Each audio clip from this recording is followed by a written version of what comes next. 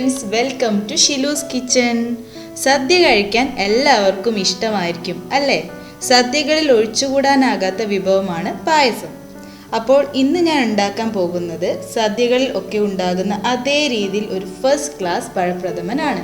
അപ്പോൾ അതെങ്ങനെയാണ് ഉണ്ടാക്കുന്നതെന്ന് നോക്കുന്നതിന് മുന്നേ ആയിട്ട് നിങ്ങൾ ആദ്യമായിട്ടാണ് എൻ്റെ ചാനൽ കാണുന്നതെങ്കിൽ ഒന്ന് സബ്സ്ക്രൈബ് ചെയ്യാനും തൊട്ടടുത്ത ബെല്ലൈക്കണിലെ ഓൾ എന്ന ഓപ്ഷൻ കൊടുക്കാനും മറക്കരുത്.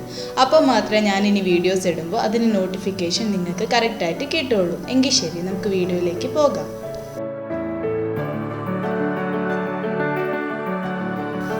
അപ്പം നമുക്കിതിനാവശ്യമായിട്ടുള്ളത് 1 കിലോ നല്ല തൊലി കറുത്ത നല്ല പഴുത്ത പഴം, പിന്നെ ഒരു തേങ്ങയുടെ 1-ാം പാലും 2-ാം പാലും 3-ാം പാലുമാണ് ഞാനിവിടെ എടുത്തു വെച്ചിട്ടുള്ളത്.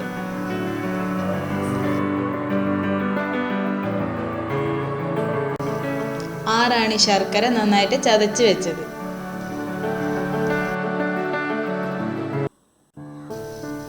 ആവശ്യത്തിന് അണ്ടിപ്പരിപ്പും മുന്തിരിയും, 1/4 കപ്പ് പഞ്ചസാര, 3 ഏലക്കായും ഒരു കഷ്ണം ചുക്കും പഞ്ചസാര ചേർത്ത് പൊടിച്ചു വെച്ചതാണിത്. ഇനി വേണ്ടത് 2 ടേബിൾ സ്പൂൺ നെയ്യാണ്. അപ്പോൾ ഇത്രയാണ് നമ്മുടെ പഴപ്രഥമൻ ഉണ്ടാക്കാൻ വേണ്ടിയിട്ടുള്ള നമ്മുടെ ഇൻഗ്രീഡിയൻസ്.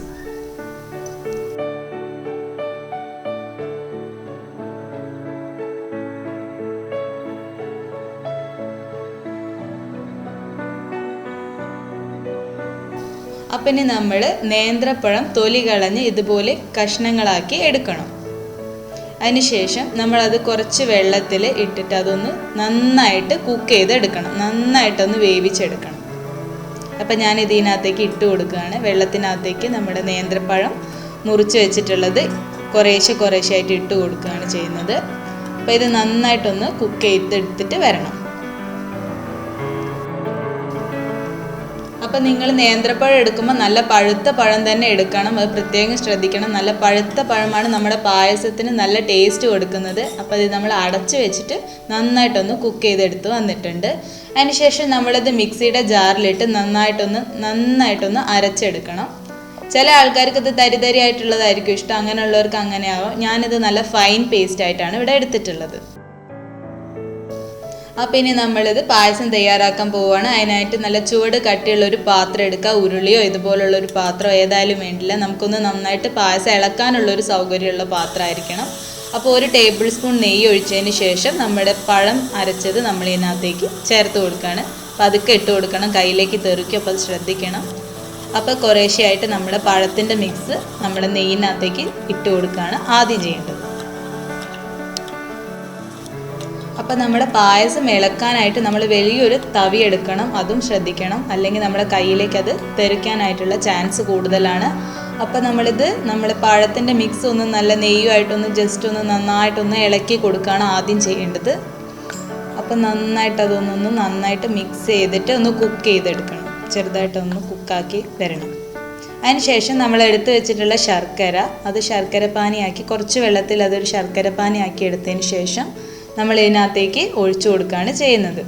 ഇനി ഇതൊന്ന് നന്നായിട്ടൊന്ന് മിക്സ് ചെയ്ത് നന്നായിട്ടൊന്ന് എല്ലാം കൂടി ഒന്ന് നന്നായിട്ട് തിളച്ചിട്ട് വരണം. അപ്പം നമ്മൾ ഇതിനകത്തേക്ക് ഇനി കുറച്ച് പഞ്ചസാര എടുത്ത് നമ്മളെ 1/4 കപ്പ് പഞ്ചസാര ഇട്ട് കൊടുക്കുകയാണ്.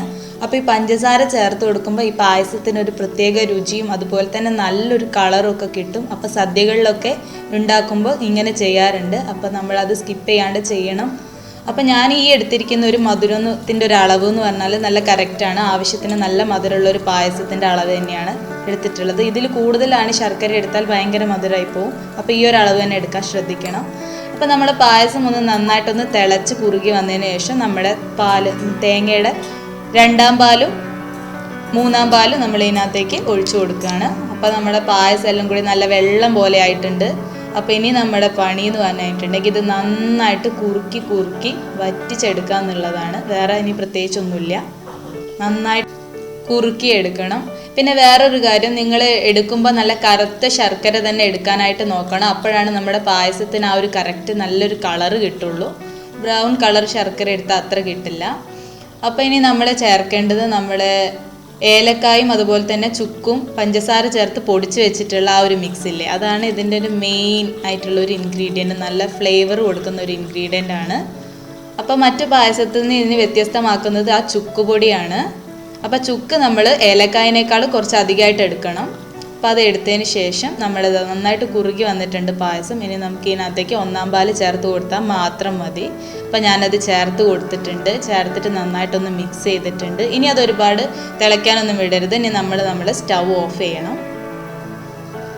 അപ്പോൾ നമ്മുടെ പഴം പ്രഥമൻ ഇവിടെ റെഡി ആയിട്ടുണ്ട്. അപ്പോൾ ഇതിനകത്തേക്ക് ഇനി നമ്മൾ അണ്ടിപ്പരിപ്പ് മുന്തിരിയും നെയ്യിൽ വറുത്ത് കോരിയിട്ട് ഇതിനകത്തേക്ക് നെയ്യോടുകൂടി തന്നെ ഒഴിച്ചു കൊടുക്കുക. അത്ര മാത്രമേ ചെയ്യാനുള്ളൂ.